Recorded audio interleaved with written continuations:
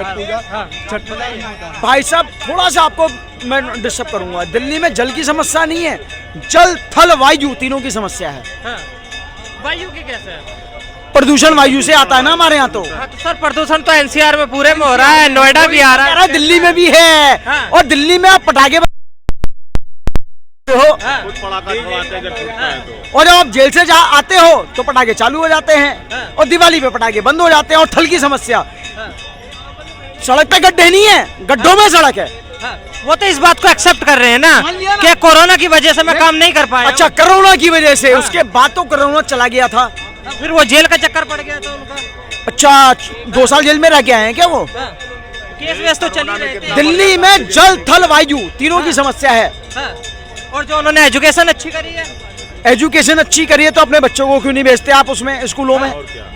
उनके बच्चे तो स्कूल पढ़कर निकल लिए। आपने पहले क्यों नहीं भेजे? अभी तो निकले होंगे।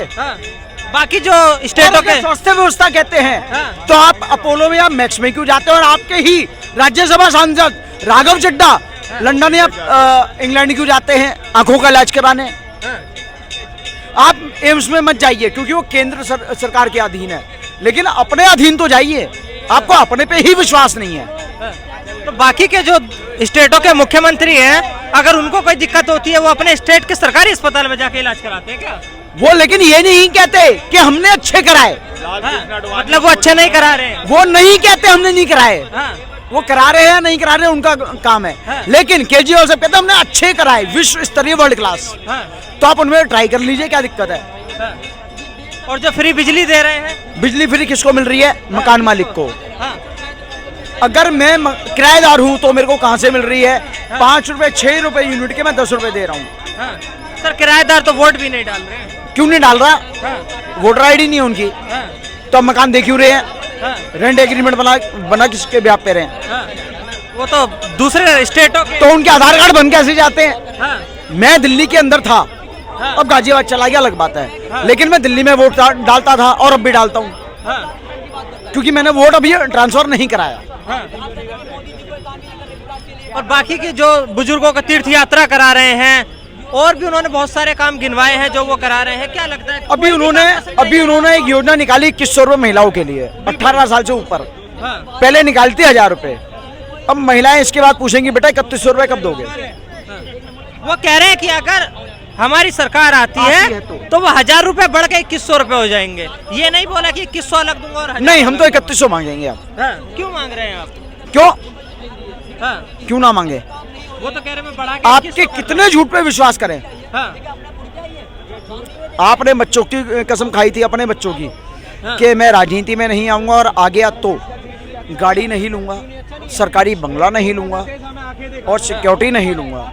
लेकिन आपने सब कुछ लिया। आप अपने ही बच्चों के सगे नहीं हो, तो दिल्ली की बच्चों के कैसे? क्या लगता है बाकी के जो स्टेट के मुख्यमंत्री हैं उनको सरकारी बंगला अलॉट नहीं होता है, या आप ये चाहते हैं होना? हाँ, या ना होना सुन लीजिए, या आप ये चाहते हैं कि दिल्ली का मुख्यमंत्री रेंट पे रहे? सर उसने क्यों बोला? झूठा वादा क्यों किया? अपने बच्चों की ही झूठी कसम खा के। सर ये प्रोटोकॉल है ना, प्रोटोकॉल के झूठी कसम खाना, झूठ ना बंगला मिलना तो छोड़ देते आप। कैसे रहते फिर? क्या अपना खरीदते रहते हैं, किराए पे रहते हैं। एक मुख्यमंत्री अगर क्यों राजधानी का मुख्यमंत्री किराए पे रहता? सर आपने क्यों कसम खाई थी?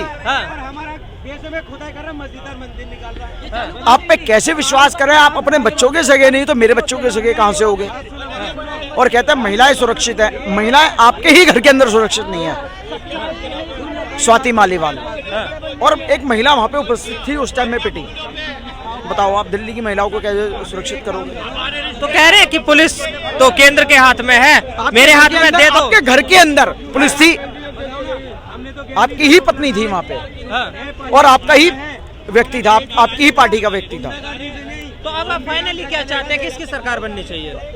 देखिए इससे बढ़िया मैं कांग्रेस का समर्थक नहीं हूँ, लेकिन शीला गवर्नमेंट का समर्थक। उनके लड़के भी आ गए हैं, संदीप दीक्षित, वो देखते हैं क्या होगा। लेकिन उन्होंने भी एक घोटाला किया था, डीटीसी बसें संदीप दीक्षित की थी उस टाइम। मैं घोटाला उसको भी कहूँगा। आप शीला दीक्षित के एसी के बिल लेके जाते थे, 10 एसी हैं, आपने तो 52 करोड़ रुपए लगा दिए अपने शीश महल पे। और मजे की बात है, जब आपने वो बंगला खाली करा तो 12 लाख रुपए का, लगभग 12 लाख का वो एक शौच करने वाला पॉट भी आया। सीएजी की रिपोर्ट के अनुसार, मेरी नहीं है। तो फाइनल आप किसको चाहते हैं? कोई भी आए, ये ना, वैसे तो वैसे तो आनी चाहिए भाजपा, आनी चाहिए भाजपा। अच्छा, भाजपा आनी चाहिए। चलिए, बहुत बहुत धन्यवाद।